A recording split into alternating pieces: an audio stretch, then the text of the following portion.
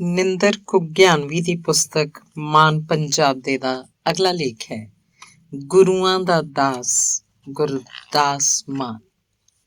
ਗੁਰਦਾਸ ਮਾਨ ਨੂੰ ਮੈਂ ਇੱਕ ਵਾਰੀ ਵੀ ਨਹੀਂ ਮਿਲਿਆ, ਕਦੇ ਸਬਾਬੀ ਨਹੀਂ ਬਣਿਆ ਮਿਲਣ ਖਾਤਰ। ਸਾਲ 1999 ਦੇ ਬਾਬਾ ਫਰੀਦ ਮੇਲੇ ਤੇ ਨਹਿਰੂ ਸਟੇਡੀਅਮ ਫਰੀਦਕੋਟ ਵਿਖੇ ਗੁਰਦਾਸ ਮਾਨ ਦਾ ਪ੍ਰੋਗਰਾਮ ਸੀ। ਉਦਣ ਮੇਰੀ ਇਹ ਪੱਕੀ ਧਾਰੀ ਹੋਈ ਸੀ ਕਿ ਅੱਜ ਗੁਰਦਾਸ ਬਾਈ ਜੀ ਨੂੰ ਜ਼ਰੂਰ ਮਿਲਾਂਗਾ, ਚਾਹੇ ਸਤਿ ਸ੍ਰੀ ਅਕਾਲ ਹੀ ਕਿਉਂ ਨਾ ਸਾਂਝੀ ਹੋਵੇ। ਤੇ ਜਦ ਮੈਂ ਸਟੇਡੀਅਮ ਪੁੱਜਾ, ਦੇਖਿਆ ਲੋਕਾਂ ਦਾ ਠਾਠਾਂ ਮਾਰਦਾ ਸਮੁੰਦਰ। ਹੈਂ, ਇੰਨੀ ਦੁਨੀਆ ਕਿੱਧਰੋਂ ਆ ਗਈ? ਇੰਨੀ ਦੁਨੀਆ, ਬੱਲੇ ਬੱਲੇ ਬੱਲੇ, ਮੇਰੇ ਮੂੰਹ ਆਪ ਮੁਹਾਰੇ ਨਿਕਲਿਆ। ਇਹ ਸਾਰੀ ਦੁਨੀਆ ਬਾਈ ਗੁਰਦਾਸ ਨੂੰ ਸੁਣਨ ਖਾਤਰ ਹੀ ਆਈ ਹੋਈ ਹੈ ਇੱਥੇ। ਸਟੇਡੀਅਮ ਨੱਕੋ ਨੱਕ ਭਰ ਗਿਆ ਹੋਇਆ ਸੀ, ਪਰ ਹਾਲੇ ਹੋਰ ਲੋਕ ਤੁਰੇ ਆ ਰਹੇ ਸਨ। ਲੋਕਾਂ ਨੂੰ ਟਿਕਾ ਕੇ ਬਿਠਾਉਣ ਲਈ ਖਾਕੀ ਵਰਦੀਆਂ ਵਾਲੇ ਵੀ ਹਰਲ ਹਰਲ ਕਰਦੇ, ਡੰਡੇ ਘੁਮਾਉਂਦੇ ਲੋਕਾਂ ਨੂੰ ਦਬਕਾਉਂਦੇ ਫਿਰਦੇ ਸੀ। ਹਰ ਕਿਸਮ ਦੇ ਸਰੋਤੇ ਸਨ, ਬੀਬੀਆਂ ਭੈਣਾਂ ਤੋਂ ਲੈ ਕੇ ਬਾਈ ਭਾਈ ਬਾਬੇ ਤੇ ਨਿੱਕੇ ਨਿੱਕੇ ਜਵਾਕ ਜਵਾਕੜੀਆਂ ਵੀ ਸਕੂਲਾਂ ਚੋਂ ਆਏ ਸਨ। ਗੁਰਦਾਸ ਦੇ ਆਉਣ ਦੀ ਖੁਸ਼ੀ ਵਿੱਚ ਮੰਡੀਰ ਮੱਛਰੀ ਤੇ ਮਸਤੀ ਫਿਰਦੀ ਸੀ। ਸਟੇਜ ਸਟੇਡੀਅਮ ਦੇ ਬਿਲਕੁਲ ਵਿਚਾਲੇ ਸੀ ਤੇ ਦੂਰ ਦੂਰ ਤੀਕ ਲੋਕ ਸਨ। ਸਟੇਜ ਦੀ ਪਿੱਠ ਵਾਲੇ ਪਾਸੇ ਵੀ ਉਨੇ ਹੀ ਲੋਕ ਸਨ ਜਿੰਨੇ ਸਟੇਜ ਦੇ ਮੂਹਰਲੇ ਪਾਸੇ ਬੈਠੇ ਹੋਏ ਸੀ। ਗੁਰਦਾਸ ਦੀ ਗੱਡੀ ਆਈ, ਸਾਜ਼ੀ ਪਹਿਲਾਂ ਹੀ ਪਹੁੰਚ ਚੁੱਕੇ ਸੀ। ਜਦੋਂ ਸਾਜ਼ ਵੱਜੇ, ਲੋਕ ਤਾੜੀਆਂ ਤੇ ਕੂਕਾਂ ਕਿਲਕਾਰੀਆਂ ਮਾਰਨ ਲੱਗੇ। ਗੁਰਦਾਸ ਗੱਡੀ ਚੋਂ ਨਿਕਲਿਆ। ਉਹਦੇ ਹਰੇ ਰੰਗ ਦਾ ਕੁੜਤਾ ਚਾਦਰਾ ਪਹਿਨਿਆ ਹੋਇਆ ਸੀ। ਉਸ ਲੋਕਾਂ ਨੂੰ ਹੱਥ ਜੋੜੇ ਤੇ ਫਿਰ ਉਹਨੇ ਸਾਰੇ ਸਟੇਡੀਅਮ 'ਚ ਬੈਠੇ ਲੋਕਾਂ ਨੂੰ ਨੇੜਿਓਂ ਜਾ ਕੇ ਪ੍ਰਣਾਮ ਕਰਨ ਲਈ ਦੌੜਦਿਆਂ 400 ਵਰਗ ਮੀਟਰ ਦਾ ਸਾਰੇ ਸਟੇਡੀਅਮ 'ਚ ਪੂਰਾ ਗੇੜਾ ਘੱਤਿਆ ਤੇ ਉਹ ਸਟੇਜ ਉੱਪਰ ਆ ਗਿਆ। ਸਭ ਲੋਕ ਆਪਣਾ ਆਪਾ ਭੁੱਲ ਚੁੱਕੇ ਸੀ। ਲੋਕ ਸਟੇਜ ਦੇ ਨੇੜੇ ਆਉਣਾ ਚਾਹੁੰਦੇ ਸੀ, ਪਰ ਖਾਕੀ ਵਰਦੀਆਂ ਵਾਲੇ ਡੰਡੇ ਘੁਮਾਉਣੋਂ ਤੇ ਲੋਕਾਂ ਨੂੰ ਦਬਕਾਉਣੋਂ ਨਹੀਂ ਸੀ ਹਟ ਰਹੇ। ਜਦੋਂ ਗੁਰਦਾਸ ਨੇ ਕਿਹਾ, ਬਾਬਿਓ ਮੇਰੇ ਪਿਆਰੇ ਲੋਕਾਂ ਨੂੰ ਮੇਰੇ ਨੇੜੇ ਆ ਜਾਣ ਦਿਓ, ਤਾਂ ਲੋਕ ਸਟੇਜ ਦੇ ਨੇੜੇ ਆ ਗਏ ਤੇ ਉਹ ਬਾਬਾ ਫਰੀਦ ਦਾ ਕਲਾਮ ਗਾਉਣ ਲੱਗ ਪਿਆ। ਲੋਕ ਮਸਤੀ 'ਚ ਝੂਮ ਰਹੇ ਸਨ, ਪੂਰਾ ਨਜ਼ਾਰਾ ਬੱਝਿਆ ਸੀ। ਤਾਂ ਇੱਕ ਖਾਕੀ ਵਰਦੀ ਵਾਲੇ ਅਫਸਰ ਨੇ ਆ ਕੇ ਆਖਿਆ, ਬਾਦਲ ਸਾਹਿਬ ਨੇ ਆਉਣਾ ਹੈ, ਇਹਨਾਂ ਲੋਕਾਂ ਨੂੰ ਦੂਰ ਦੂਰ ਬਿਠਾਓ।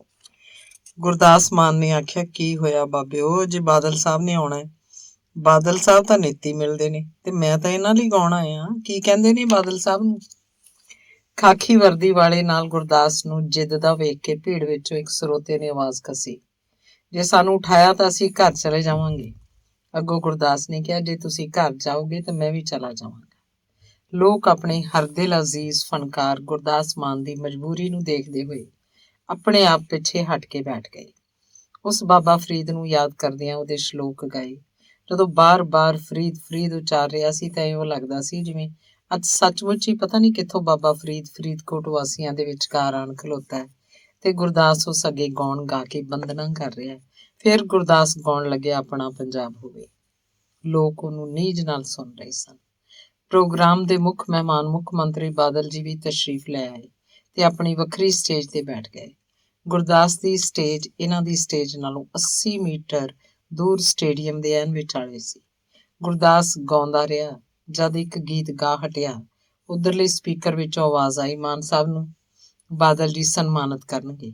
ਤਾਂ ਗੁਰਦਾਸ ਆਪਣਾ ਅਗਲਾ ਗੀਤ ਛੱਲਾ ਜਾਰੀ ਰੱਖਦਿਆਂ ਹੋਇਆ ਕਾਰਡਲੈਸ ਮਾਈਕ ਹੱਥ ਵਿੱਚ ਫੜ ਕੇ ਉਧਰਲੀ ਸਟੇਜ ਵੱਲ ਨੂੰ ਚੱਲ ਪਿਆ ਤੇ ਸਟੇਜ ਦੇ ਲਾਗੇ ਹੀ ਪਿਆ ਬਾਜੀਗਰਾਂ ਦਾ ਇੱਕ ਹਲ ਉਸ ਆਪਣੇ ਮੋਢੇ ਉੱਪਰ ਧਰ ਲਿਆ। ਉਹ ਪੰਜਾਬ ਦੇ ਕਿਰਸਾਨ ਦਾ ਕੋਈ ਬੋਲ ਗਾ ਰਿਹਾ ਸੀ। ਗਾਉਂਦਾ ਗਾਉਂਦਾ ਹੀ ਉਹ ਬਾਦਲ ਜੀ ਦੇ ਲਾਗੇ ਗਿਆ ਤੇ ਬਾਦਲ ਜੀ ਨੇ ਉਹਦੇ ਗਲ 'ਚ ਲੋਈ ਪਾਈ, ਜੋ ਗੁਰਦਾਸ ਨੇ ਉਦੋਂ ਹੀ ਆਪਣੇ ਗਲੋਂ ਲਾਹ ਕੇ ਉੱਥੇ ਬੈਠੀ ਇੱਕ ਬੁੱਢੀ ਮਾਈ ਦੇ ਗਲ ਪਾਤੀ ਤੇ ਉਹਦੇ ਚਰਨ ਛੂਹੇ। ਉਹਨਾਂ ਕੋਲੋਂ ਆਪਣਾ ਟਊਆ ਮੋਮੈਂਟੋ ਪ੍ਰਾਪਤ ਕਰਕੇ ਗਾਉਂਦਾ ਗਾਉਂਦਾ ਹੀ ਆਪਣੀ ਸਟੇਜ ਤੇ ਆ ਗਿਆ। ਹੁਣ ਲੱਗੇ ਬਾਦਲ ਸਾਹਿਬ ਕਰਨ ਤਕਰੀਰ। ਲੋਕਾਂ ਨੇ ਘੱਤ ਲਈ ਵਹੀਰ। ਜਦੋਂ ਲੋਕ ਜਾਣ ਲੱਗੇ, ਗੁਰਦਾਸ ਗਾਉਣ ਲੱਗਿਆ, ਜਾਓ ਨੀ ਕੋਈ ਮੋੜ ਲਿਆਓ, ਮੇਰੇ ਨਾਲ ਗਿਆ ਜੇ ਲੜਕੇ। ਲੋਕ ਮੁੜ ਆਏ, ਪਰ ਬਾਦਲ ਸਾਹਿਬ ਦੀ ਤਕਰੀਰ ਕਿਸੇ ਨਾ ਸੁਣੀ। ਕਹਿੰਦੇ ਹਨ ਕਿ ਉਹ ਪਹਿਲੀ ਵਾਰੀ ਹੋਇਆ ਜਦੋਂ ਬਾਦਲ ਸਾਹਿਬ ਨੂੰ ਫਰੀਦਕੋਟ ਦੇ ਲੋਕਾਂ ਨੇ ਬਿਨਾਂ ਤਕਰੀਰ ਕੀਤਿਆਂ ਵਾਪਸ ਘੱਲ ਦਿੱਤਾ ਸੀ।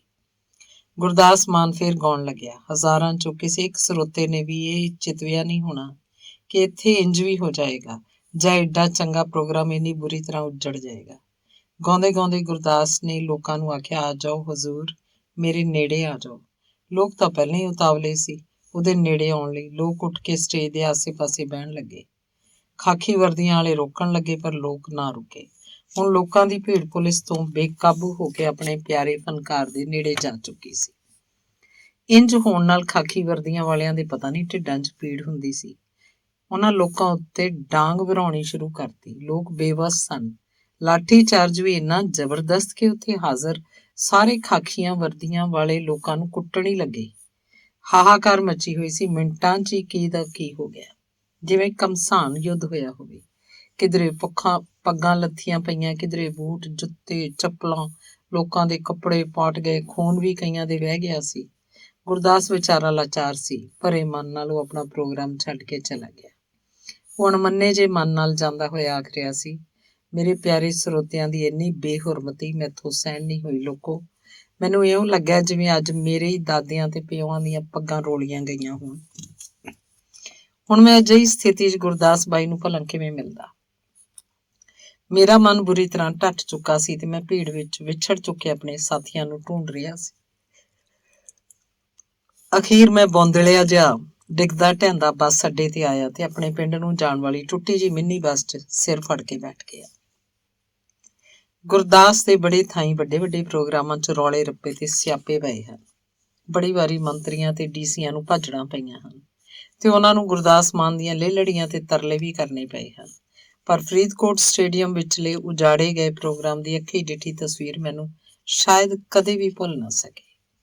ਜਦੋਂ ਮੈਂ ਮਾਨ ਪੰਜਾਬ ਦੀ ਪੁਸਤਕ ਤਿਆਰ ਕਰ ਰਿਹਾ ਸਾਂ ਤਾਂ ਗੁਰਦਾਸ ਬਾਈ ਨੂੰ ਮਿਲਣਾ ਹੋਰ ਵੀ ਜ਼ਰੂਰੀ ਹੋ ਗਿਆ ਸੀ। ਯਤਨ ਕਰਨ ਦੇ ਬਾਵਜੂਦ ਵੀ ਉਹਨਾਂ ਨਾਲ ਮੇਲ ਨਾ ਹੋ ਸਕਣਾ ਮੈਨੂੰ ਉਪਰਾਮ ਤੇ ਨਿਰਾਸ਼ ਤਾਂ ਕਰਦਾ ਹੀ ਸੀ, ਸਗੋਂ ਇੰਜ ਵੀ ਲੱਗ ਰਿਹਾ ਕਿ ਏਡੇ ਉੱਚੇ ਕਿਰਦਾਰ ਤੇ ਸੁੱਚੀ ਕਲਾ ਵਾਲੇ ਵਿਸ਼ਵ ਪ੍ਰਸਿੱਧ ਲੋਕ ਫਨਕਾਰ ਬਾਰੇ ਲੇਖ ਉਹਨੂੰ ਮਿਲੇ ਬਿਨਾਂ ਕਿੰਜ ਸੰਪੂਰਨ ਕਰਾਂਗਾ। ਲੱਗਦਾ ਗੁਰਦਾਸ ਮਾਨ ਨੂੰ ਮੈਂ ਇੱਕ ਵਾਰ ਵੀ ਨਾ ਮਿਲ ਕੇ ਸਗੋਂ ਅਨੇਕਾਂ ਵਾਰੀ ਮਿਲਿਆ, ਕਿਉਂਕਿ ਉਹਦੀ ਵਿਲੱਖਣ ਗਾਇਨ ਕਲਾ, ਉੱਚ ਕੋਟੀ ਦੀ ਸ਼ਾਇਰੀ ਮੈਨੂੰ ਹਮੇਸ਼ਾ ਟੁੰਬਦੀ ਤੇ ਪ੍ਰਭਾਵਿਤ ਕਰਦੀ ਰਹੀ ਹੈ। ਇਹੋ ਕਾਰਨ ਹੈ ਕਿ ਗੁਰਦਾਸ ਬਾਈ ਦੇ ਸਰੋਤਿਆਂ ਦੀ ਗਿਣਤੀ ਬੇਥਾਹ ਹੈ। ਉਹਨੂੰ ਹਰ ਉਮਰ ਦੇ, ਹਰ ਵਰਗ ਦੇ ਤੇ ਹਰ ਥਾਂ ਦੇ ਲੋਕ ਤਦੇ ਪਿਆਰ ਦੇ, ਸਤਿਕਾਰ ਦੇ, ਮਾਣਦੇ ਤੇ ਦੁਲਾਰਦੇ ਹਨ। ਹੱਥਲੀ ਪੁਸਤਕ ਲਿਖਦਿਆਂ ਗਿੱਦੜਬਾਹੇ ਜਾਣਾ ਹੋਇਆ। ਹਾਕਮ ਸੂਫੀ ਨੂੰ ਪੁੱਛਿਆ, ਬਾਈ ਗੁਰਦਾਸ ਦੇ ਘਰੇ ਜਾਣਾ, ਚੱਲੋਗੇ ਨਾਲ?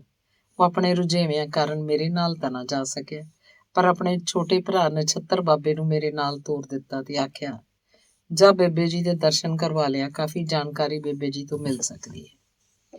ਜਦੋਂ ਮੈਂ ਤੇ ਨਛੱਤਰ ਗੁਰਦਾਸ ਬਾਈ ਦੇ ਸਜੇ ਸੰਵਰੇ ਘਰ 'ਚ ਪੁੱਜੇ ਤਾਂ ਛੋਟੇ ਭਰਾ ਗੁਰਪੰਥ ਮਾਨ ਨੇ ਸਾਡਾ ਨਿੱਘਾ ਸਵਾਗਤ ਕੀਤਾ ਤੇ ਕੋਠੀ ਅੰਦਰ ਬੈਠੇ ਸਾਰੇ ਪੰਜਾਬ ਦੇ ਮਾਤਾ ਸ਼੍ਰੀਮਤੀ ਤੇਜ ਕੌਰ ਜੀ ਨਾਲ ਸਾਨੂੰ ਮਿਲਵਾਇਆ।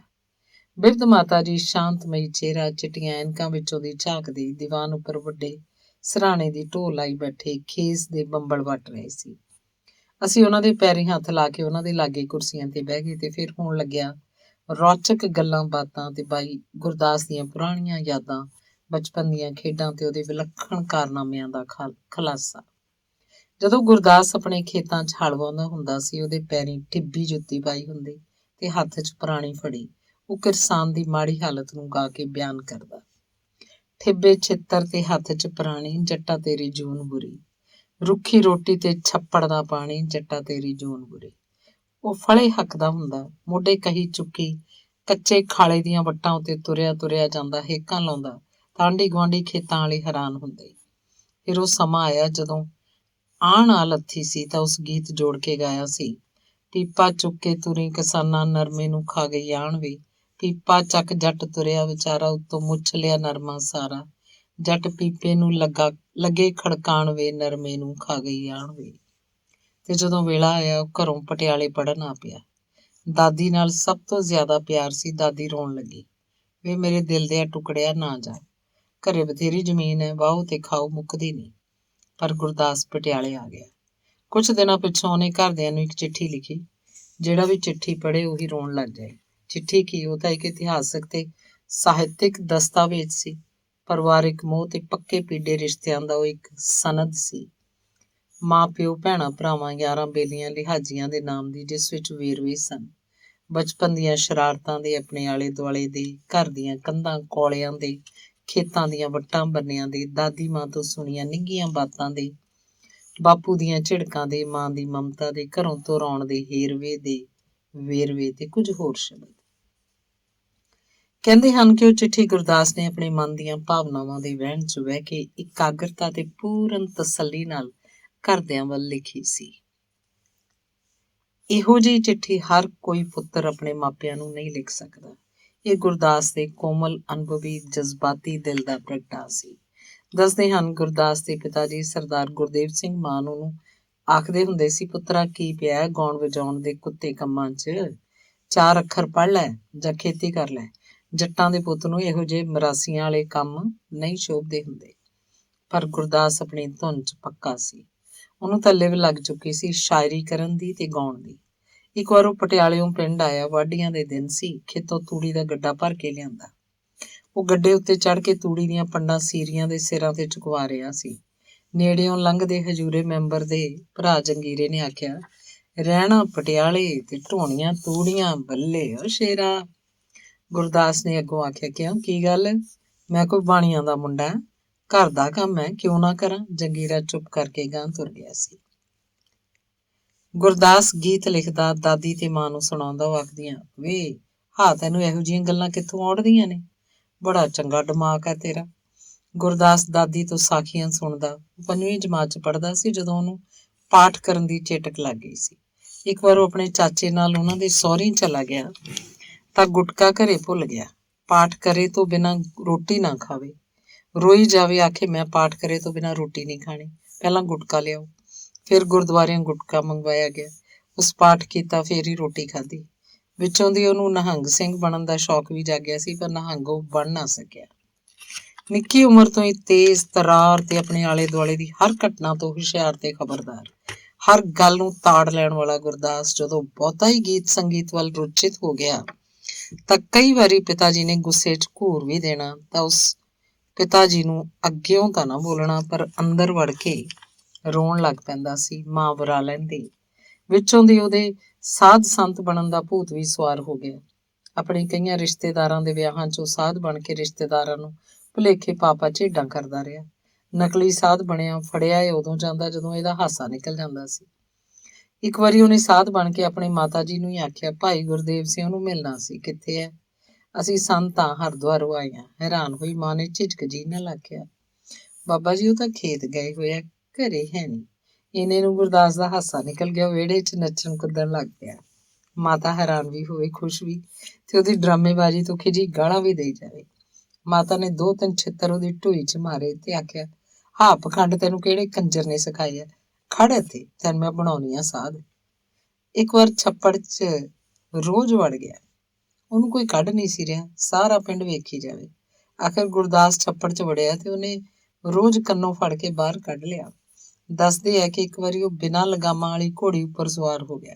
ਘੋੜੀ ਹਵਾ ਬਣ ਗਈ। ਦੇਖਣ ਵਾਲੇ ਆਖਣ ਅੱਜ ਨਹੀਂ ਬਚਦਾ, ਲੱਤਾਂ ਬਾਹਾਂ ਟੁੱਟਣਗੀਆਂ। ਖੈਰ ਘੋੜੀ ਤੋਂ ਡਿੱਗਦਾ ਪਿਆ ਪਰ ਸੱਟ ਨਾ ਵੱਜੀ। ਘਰਦਿਆਂ ਨੇ ਸ਼ੁਕਰ ਕੀਤਾ ਤੇ ਅੱਗੇ ਤੋਂ ਅਜਿਹੀ ਕਤਿਤ ਕਰਨ ਤੋਂ ਵਰਜਿਆ।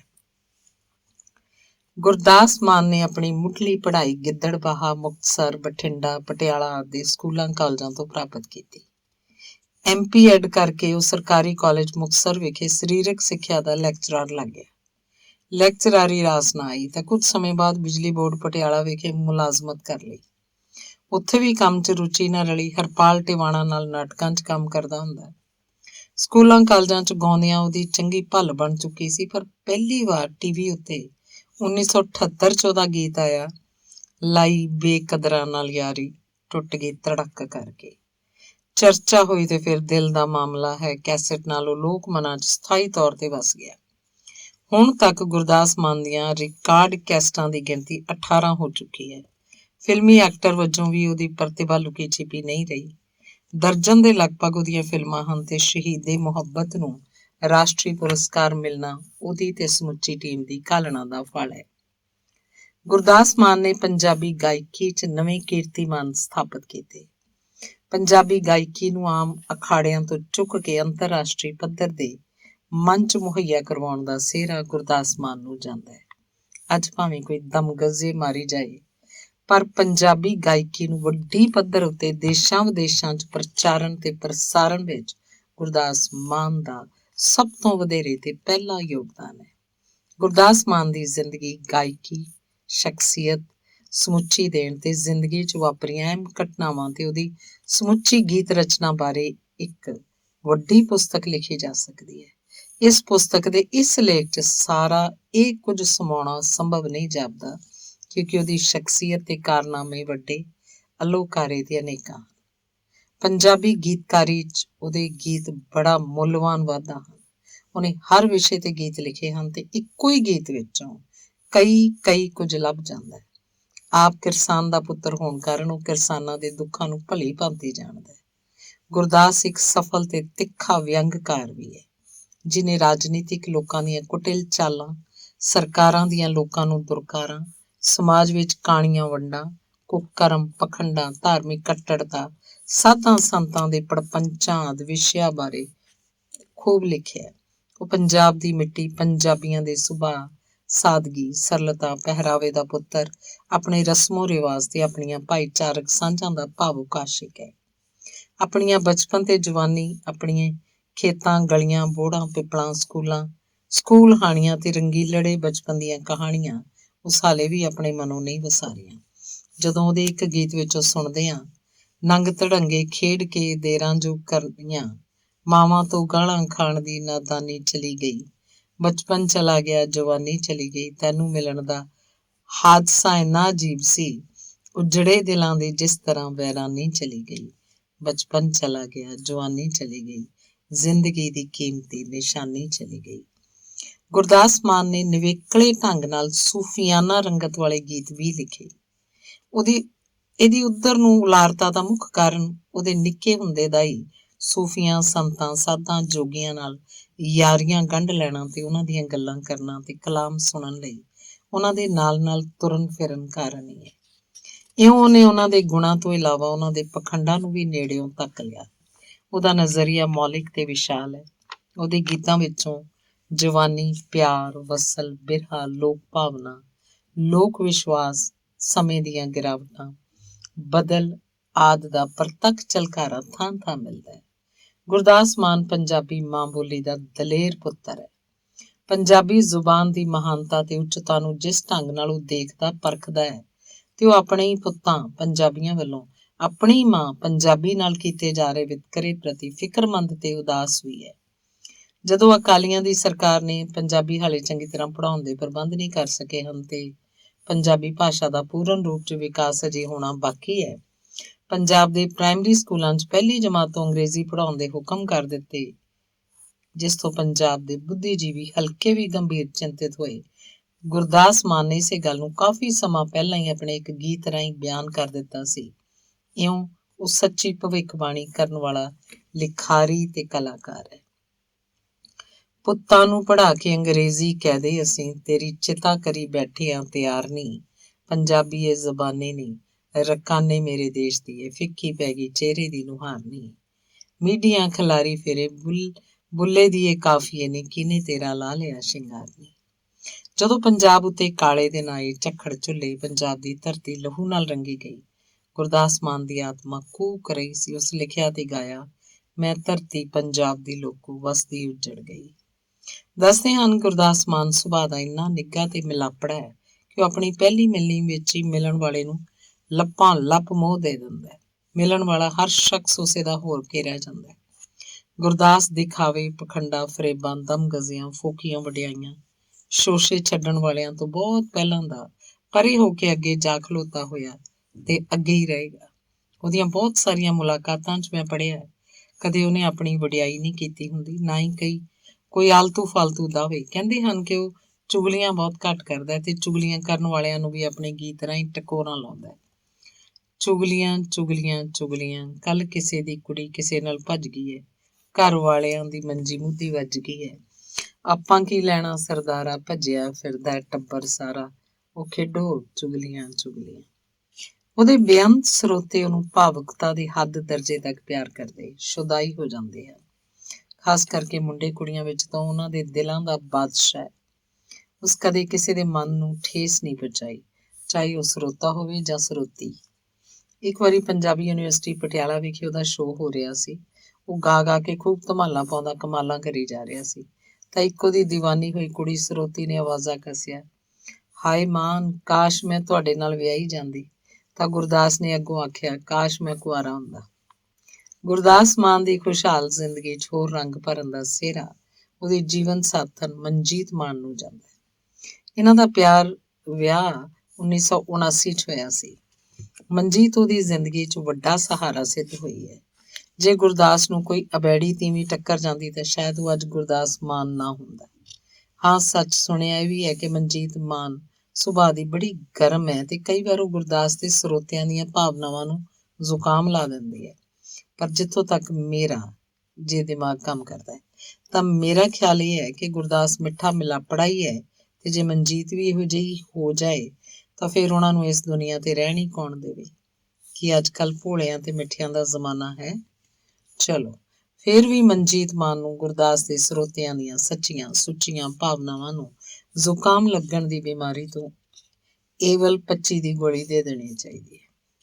ਗੁਰਦਾਸ ਮਾਨ ਆਪਣੇ ਗੁਰੂਆਂ ਪ੍ਰਤੀ ਆਪਣੇ ਮਨ 'ਚ ਅਥਾਹ ਸ਼ਰਧਾ ਲਈ ਫਿਰਦਾ ਹੈ।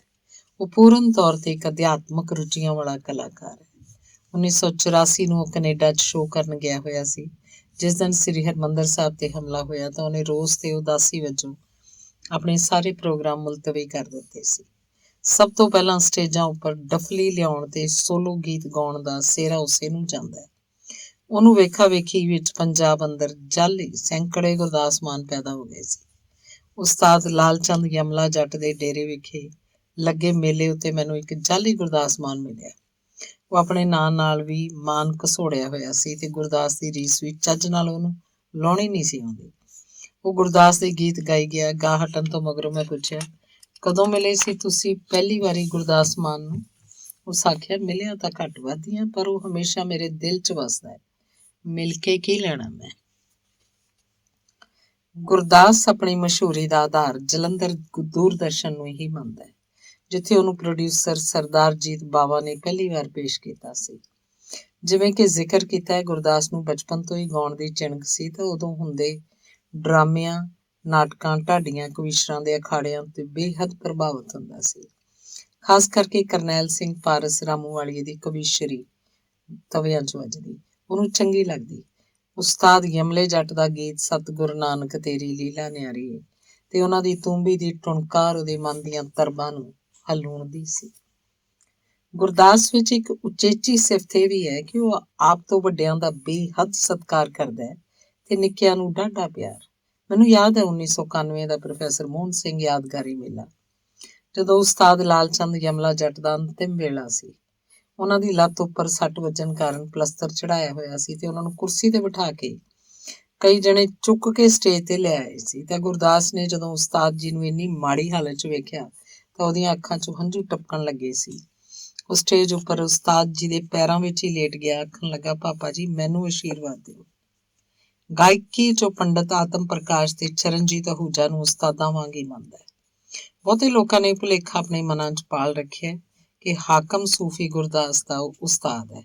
ਹਾਕਮ ਸੂਫੀ ਤਾਂ ਇਹ ਕਹਿੰਦਾ ਹੈ ਕਿ ਮੈਂ ਤੇ ਗੁਰਦਾਸ ਬਚਪਨ ਤੋਂ ਇਕੱਠੇ ਰਹੇ ਹਾਂ, ਇਕੱਠੇ ਖੇਡੇ ਹਾਂ, ਇਕੱਠਿਆਂ ਗਾਇਆ, ਇਕੱਠਿਆਂ ਖਾਧਾ, ਇਕੱਠੇ ਰੋਏ, ਹੱਸੇ, ਰੁੱਸੇ, ਮੰਨੇ ਹਾਂ। ਅਸੀਂ ਬਹੁਤ ਚੰਗੇ ਦੋਸਤ ਹਾਂ, ਸਕਿਆਂ ਭਰਾਵਾਂ ਵਾਂਗ। ਹੁਣ ਗੁਰਦਾਸ 50 ਨੂੰ ਢੁੱਕਣ ਵਾਲਾ ਹੈ, ਪਰ ਲੱਗਦਾ ਨਹੀਂ। ਪੁੱਤਰ ਉਹਦਾ ਇੱਕ ਹੈ ਜਿਹਦਾ ਨਾਮ ਹੈ 21 ਤੇ ਇੰਗਲੈਂਡ 'ਚ ਪੜ੍ਹਦਾ ਹੈ। ਗੁਰਦਾਸ ਲਗਭਗ 23 ਵਰ੍ਹਿਆਂ ਤੋਂ ਮੁੰਬਈ ਟਿਕਿਆ ਹੋਇਆ ਹੈ। ਉਹਨੇ ਆਪਣੇ ਸਰੀਰ ਨੂੰ ਐਨ ਫਿੱਟ ਫਾਟ ਰੱਖਿਆ ਹੋਇਆ। ਇਹਦਾ ਕਾਰਨ ਲਗਾਤਾਰ ਕਸਰਤ ਕਰਨਾ, ਨੇਮ ਨਾਲ ਸੈਰ ਨੂੰ ਜਾਣਾ, ਲੋੜ ਅਨੁਸਾਰ ਸੌਣਾ, ਜਾਗਣਾ ਤੇ ਖਾਣਾ ਪੀਣਾ। ਸਟੇਜ ਉੱਪਰ ਨੱਚ ਨੱਚ ਕੇ ਉਹ ਤਰਥੱਲੀ ਪਾਉਂਦਾ ਹੈ, ਪਰ ਕਦੇ ਉਹਦਾ ਸਾਹ ਨਹੀਂ ਭੁੱਲਿਆ। ਮੁੰਡਿਆਂ ਖੁੰਡਿਆਂ ਵਾਲੀ ਚੁਸਤੀ, ਚੀਸ ਤੇ ਚਸਕ ਅਜੇ ਉਨੀ ਹੀ ਹੈ ਜਿੰਨੀ 30-35 ਵਰ੍ਹੇ ਪਹਿਲਾਂ ਸੀ। ਕਾਲਜ ਮੌਕੇ ਉਹ ਜੂਡੋ ਦਾ ਵਧੀਆ ਖਿਡਾਰੀ ਰਿਹਾ। ਕਬੱਡੀ, ਵਾਲੀਬਾਲ ਤੇ ਫੁੱਟਬਾਲ ਵੀ ਖੇਡਦਾ ਹੁੰਦਾ ਤੇ ਘੁਲਣ ਦੇ ਦਾਅ ਪੇਚ ਵੀ ਸਿੱਖਦਾ ਹੁੰਦਾ ਸੀ। ਇੱਕ ਦਿਨ ਟੀਵੀ ਉੱਪਰ ਉਹਦਾ ਗੀਤ ਸੁਣਿਆ, ਬਾਪੂ ਵੇਖੇ ਜਾਂ ਟੀਵੀ ਤੇ ਬਲਾਊਜ਼ ਚੱਡੀਆਂ, ਤਾਂ ਬੜੀ ਹੈਰਾਨੀ ਹੋਈ। ਇਹ ਠੀਕ ਹੈ, ਅੱਜ ਅਸ਼ਲੀਲਤਾ ਦਾ ਬੋਲਬਾਲਾ ਹੈ ਤੇ ਗੁਰਦਾਸ ਸਮੇਂ ਦਾ ਠੀਕ ਯਥਾਰਥ ਪੇਸ਼ ਕਰਦਾ, ਪਰ ਅਜਿਹੇ ਸ਼ਬਦ ਉਹਦੇ ਮੂੰਹੋਂ ਸੁਣ ਕੇ ਮੈਨੂੰ ਹੋਰੂ ਹੋਰੂ ਜਿਹਾ ਲੱਗਿਆ ਕਿ ਜਿਵੇਂ ਉਹ ਅਸ਼ਲੀਲਤਾ ਉੱਪਰ ਤਿੱਖਾ ਕਟਾਕਸ਼ ਕਰਦਾ ਕਰਦਾ ਆਪ ਹੀ ਅਸ਼ਲੀਲ ਜੇ ਬੋਲ ਕਿਉਂ ਬੋਲ ਰਿਹਾ। ਜਦੋਂ ਗੁਰਦਾਸ ਮਾਨ ਦਾ ਕੁਰਾਲੀ ਨੇੜੇ ਐਕਸੀਡੈਂਟ ਹੋ ਗਿਆ ਸੀ ਤਾਂ ਇਉਂ ਲੱਗਿਆ ਜਿਵੇਂ ਇਹ ਖਬਰ ਸੁਣਦਿਆਂ ਸਾਰੀ ਦੁਨੀਆ ਝੰਜੋੜੀ ਗਈ ਹੋਵੇ, ਲੋਕਾਂ ਦੇ ਸਾਹ ਸੂਤੇ ਗਏ। ਜਦੋਂ ਇਹ ਖਬਰ ਸੁਣੀ ਸੀ ਤਾਂ ਮੈਂ ਬਰਨਾਲੇ ਪ੍ਰਕਾਸ਼ਕ ਦੇ ਘਰ ਬੈਠਾ ਆਪਣੀ ਨਵੀਂ ਛਾਪਰੀ ਪੁਸਤਕ ਦੇ ਪ੍ਰੂਫ ਪੜ੍ਹ ਰਿਹਾ ਸੀ। ਸਵੇਰ ਦੇ 6 ਵਜੇ ਸੀ। ਹਾਲੇ ਨਿਰਣਾ ਕਾਲਜਾ ਸੀ। ਚਾਹ ਦਾ ਗਲਾਸ ਕੋਲ ਪਿਆ ਸੀ। ਪ੍ਰਕਾਸ਼ਕ ਦਾ ਬੇਟਾ ਅਖਬਾਰ ਚੁੱਕੀ ਮੇਰੇ ਕੋਲ ਆਇਆ ਤੇ ਬੋਲਿਆ, ਆ ਦੇਖ, ਆ ਕਿੱਡੀ ਮਾੜੀ ਖਬਰ। ਇਹ ਤੋਂ ਪਹਿਲਾਂ ਕਿ ਮੈਂ ਅਖਬਾਰ ਵੱਲ ਵੇਖਦਾ, ਮੈਂ ਪਹਿਲਾਂ ਪ੍ਰਕਾਸ਼ਕ ਦੇ ਬੇਟੇ ਦੇ ਮੂੰਹ ਵੱਲ ਵੇਖਿਆ। ਉਹਦਾ ਚਿਹਰਾ ਬੁਝਿਆ ਸੀ। ਜਦੋਂ ਮੈਂ ਅਖਬਾਰ ਦੇ ਮੁੱਖ ਪੰਨੇ ਤੇ ਛਪੀ ਵੱਡੀ ਖਬਰ ਦੀ ਸੁਰਖੀ ਪੜ੍ਹੀ ਤਾਂ ਨਾਲ ਹੀ ਛਪੀ ਹੋਈ ਗੁਰਦਾਸ ਬਾਈ ਦੀ ਚਕਨਾਚੂਰ ਹੋ ਚੁੱਕੀ ਗੱਡੀ ਦੀ ਫੋਟੋ ਦੇਖੀ ਤਾਂ ਮੇਰਾ ਆਪਾ ਆਪਣੇ ਵੱਸ 'ਚ ਨਾ ਰਿਹਾ। ਸਾਰੀ ਸਥਿਤੀ ਸਾਫ਼ ਕਰਨ ਲਈ ਕਾਹਲੀ ਕਾਹਲੀ 'ਚ ਹਰਭਜਨ ਮਾਨ ਨੂੰ ਫੋਨ ਘੁਮਾਇਆ, ਪਰ ਉਹ ਬੰਬਈ ਗਿਆ ਹੋਇਆ ਸੀ। ਮੈਂ ਆਪਣੇ ਸਾਰੇ ਕੰਮ ਛੱਡ ਕੇ ਡੂੰਘੀ ਨਿਰਾਸ਼ਾ 'ਚ ਡੁੱਬ ਗਿਆ ਸੀ। ਫਿਰ ਜਦੋਂ ਗੁਰਦਾਸ ਬਾਈ ਦੀ ਤੰਦਰੁਸਤੀ ਤੇ ਬੱਚਤ ਦੀਆਂ ਖਬਰਾਂ ਆਉਣ ਲੱਗੀਆਂ ਤਾਂ ਇਉਂ ਲੱਗਿਆ ਜਿਵੇਂ ਸਾਰੀ ਦੁਨੀਆ ਦੀਆਂ ਦੁਆਵਾਂ ਤੇ ਸ਼ੁਭ ਕਾਮਨਾਵਾਂ ਨੇ ਬਾਈ ਗੁਰਦਾਸ ਨੂੰ ਬਚਾ ਲਿਆ। ਹਸਪਤਾਲ 'ਚ ਪਤਾ ਲੈਣ ਗਏ ਉਹਦੇ ਸ਼ਰਧਾਲੂਆਂ, ਸਰੋਤਿਆਂ, ਪੱਤਰਕਾਰਾਂ ਤੇ ਕਲਾਕਾਰਾਂ ਨੂੰ ਆਪਣੇ ਵੱਸ 'ਚ ਨਾ ਦੇਖ ਕੇ ਖਾਕੀ ਵਰਦੀ ਵਾਲਿਆਂ ਨੇ ਲਾਠੀ ਚਾਰਜ ਕੀਤਾ। ਗੁਰਦਾਸ ਨੇ ਇਸ ਘਟਨਾ ਤੇ ਅਫਸੋਸ ਜ਼ਾਹਰ ਕਰਦਿਆਂ ਅਖਬਾਰਾਂ ਰਾਹੀਂ ਮਾਫੀ ਮੰਗੀ। ਇਹ ਉਹਦੀ ਨਿਰਮਾਣਤਾ ਤੇ ਹਲੀਮੀ ਭਰਿਆ ਵੱਖਰਾ ਵਤੀਰਾ ਸੀ। ਉਹਦੇ ਸ਼ਰਧਾਲੂਆਂ ਨੇ ਉਹਦੀ ਛੇਤੀ ਸਿਹਤਯਾਬੀ ਲਈ ਅਖੰਡ ਪਾਠ ਤੇ ਜਗਰਾਤੇ ਸੁੱਖੇ ਤੇ ਕਰਵਾਏ। ਸੜਕ ਹਾਦਸੇ 'ਚ ਵਿਛੋੜਾ ਦੇ ਗਿਆ ਗੁਰਦਾਸ ਦਾ ਲਾਡਾਂ ਨਾਲ ਪਾਲਿਆ ਸਾਥੀ ਤੇਜੀ, ਜਿਹਦਾ ਵਿਛੋੜਾ ਉਹਨੂੰ ਜੀਵਨ ਭਰ ਸਲਦਾ ਰਹੇਗਾ। ਸੜਕ ਹਾਦਸਾ ਸਿਰਫ ਗੁਰਦਾਸ ਮਾਨ ਜਾਂ ਉਹਦੇ ਪਰਿਵਾਰ ਲਈ ਹੀ ਦੁਖਦਾਈ ਨਹੀਂ ਸੀ, ਸਗੋਂ ਮਾਂ ਬੋਲੀ ਪੰਜਾਬੀ, ਪੰਜਾਬੀ ਸੱਭਿਆਚਾਰ, ਪੰਜਾਬੀ ਲੋਕਾਂ, ਕਲਾਕਾਰਾਂ ਤੇ ਹੋਰ ਸਭਨਾਂ ਲਈ ਵੀ ਓਨਾ ਹੀ ਦੁਖਦਾਈ ਸੀ। ਸ਼ੁਕਰ ਹੋਇਆ ਬਹੁਤ ਵੱਡਾ ਸੰਕਟ ਟਲ ਗਿਆ ਤੇ ਹਰਮਨ ਪਿਆਰਾ ਮਾਨ ਮੁੜ ਆਪਣੇ ਲੋਕਾਂ ਸੰਗ ਰਲ ਗਿਆ। ਦੁਆ ਹੈ ਜਿੰਨੇ ਚਿਰ ਤੱਕ ਦੁਨੀਆ ਹੈ, ਗੁਰਦਾਸ ਮਾਨ ਗਾਉਂਦਾ ਰਹੇ, ਲੋਕਾਂ ਦੇ ਮਨ ਪਰਚਾਉਂਦਾ ਰਹੇ ਤੇ ਮਾਂ ਬੋਲੀ ਦਾ ਮਾਣ ਵਧਾਉਂਦਾ ਰਹੇ। ਪ੍ਰਗਟ ਭਾਗੂ ਪੰਜਾਬ ਦਾ ਸਮਰੱਥ ਗਾਇਕ ਹੈ ਤੇ ਗੁਰਦਾਸ ਮਾਨ ਦਾ ਖਾਸ ਪ੍ਰਸ਼ੰਸਕ। ਉਸ ਵੱਲੋਂ ਗੁਰਦਾਸ ਨਾਲ ਉਹਦੀ ਦਿਲੀ ਸਾਂਝ ਤੇ ਮੋਹ ਨੂੰ ਪ੍ਰਗਟਾਉਂਦਾ ਉਹਦਾ ਇੱਕ ਗੀਤ, ਤੂੰ ਗੁਰੂਆਂ ਦਾ ਦਾਸ ਹੈ ਮਾਨਾ, ਦੁਨੀਆ ਲਈ ਗੁਰਦਾਸ ਹੈ ਮਾਨਾ, ਤੈਨੂੰ ਤੱਤੀ ਵਾਹ ਨਾ ਲੱਗੇ, ਰੱਬ ਅੱਗੇ ਅਰਦਾਸ ਹੈ ਮਾਨਾ। ਵਗਦੀਆਂ ਠੰਡੀਆਂ ਹਵਾਵਾਂ ਤੇਰੇ ਨਾਲ ਨੇ, ਮੰਜ਼ਿਲਾਂ ਨੂੰ ਜਾਂਦੀਆਂ ਜੋ ਰਾਵਾਂ ਤੇਰੇ ਨਾਲ ਨੇ, ਲੋਕਾਂ ਦੀਆਂ ਲੱਖਾਂ ਹੀ ਦੁਆਵਾਂ ਤੇਰੇ ਨਾਲ ਨੇ, ਫੜਿਆ ਏ ਪੱਲਾ ਤੂੰ ਮੁਰਾਦਾਂ ਵਾਲੇ ਪੀਰ ਦਾ, ਹੋਣ ਨਾ ਦੇਵੇਂ ਜੀ ਅਹਿਸਾਸ ਕਦੇ ਪੀੜ ਦਾ, ਲਾਡੀ ਸ਼ਾਹ ਦੀਆਂ ਨਿਗਾਹਾਂ ਤੇਰੇ ਨਾਲ ਨੇ, ਲੋਕਾਂ ਦੀਆਂ ਲੱਖਾਂ ਹੀ ਦੁਆਵਾਂ ਤੇਰੇ ਨਾਲ ਨੇ। ਦੁੱਖ ਸੁੱਖ ਵਿੱਚ ਦਿੱਤਾ ਸਾਥ ਮਨਜੀਤ ਨੇ, ਦੇਖਿਆ ਨਾ ਦਿਨ ਕਦੇ ਰਾਤ ਮਨਜੀਤ ਨੇ, ਉਹਦੇ ਨਾਲ ਲਾਈਆਂ ਚਾਰ ਲਾਵਾਂ ਤੇਰੇ ਨਾਲ ਨੇ, ਲੋਕਾਂ ਦੀਆਂ ਲੱਖਾਂ ਹੀ ਦੁਆਵਾਂ ਤੇਰੇ ਨਾਲ ਨੇ। ਪ੍ਰਗਟ ਸਦਾ ਕਰਜ਼ਈ ਤੇਰੇ ਪਿਆਰ ਦਾ, ਤੇਰੇ ਕੰਡਾ ਵੱਜੇ ਦਾ ਵੀ ਦੁੱਖ ਨਾ ਸਹਾਰਦਾ, ਉਹਦੀਆਂ ਤਾਂ ਆਖਰੀ ਵੀ ਸਾਵਾਂ ਤੇਰੇ ਨਾਲ ਨੇ, ਲੋਕਾਂ ਦੀਆਂ ਲੱਖਾਂ ਹੀ ਦੁਆਵਾਂ ਤੇਰੇ ਨਾਲ। ਤੇਜੀ ਤੇਰਾ ਤੇਜੀ ਵਿੱਚ ਤੁਰ ਗਿਆ ਜਹਾਨ ਤੋਂ, ਇੱਕ ਪਲ ਹੋਰ ਗਿਆ ਰੋਕਿਆ ਨਾ ਮਾਨ ਤੋਂ, ਮਰ ਕੇ ਵੀ ਉਹਦੀਆਂ ਦੁਆਵਾਂ ਤੇਰੇ ਨਾਲ ਨੇ, ਲੋਕਾਂ ਦੀਆਂ ਲੱਖਾਂ ਹੀ ਦੁਆਵਾਂ ਤੇਰੇ ਨਾਲ ਨੇ। ਧੰਨਵਾਦ।